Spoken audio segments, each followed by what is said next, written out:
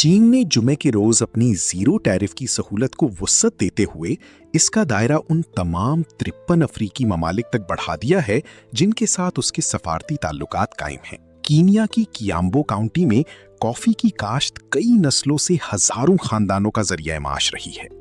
यहाँ के काश्तकार और प्रोसेसिंग करने वाले अफराद अब नई उम्मीद के साथ मुस्तकबिल को देख रहे हैं।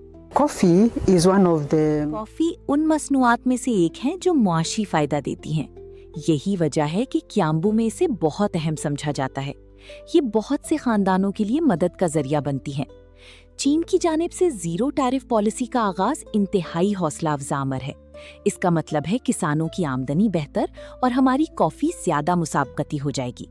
तलब में इजाफा होगा और मंडी में भी वुसअत आएगी। किसान अब अपनी मसनूआत की फरोख्त के लिए सिर्फ मकामी मंडी तक महदूद नहीं है। इस जीरो टैरिफ पॉलिसी ने आलमी मंडी के दरवाजे खोल दिए हैं। पैदावार और कारोबार के लिए अब ज्यादा मौके मौजूद हैं क्योंकि मंडी वसी और खुली है। अगर आप चीनी आबादी और उनकी खपत को देखें तो इसका मतलब ये होगा कि हम इस काबिल हैं कि चीन में कॉफी का ज्यादा कारोबार कर सकें। इससे कॉफी इंडस्ट्री से वाबस्ता अफराद को मजीद फायदा होगा।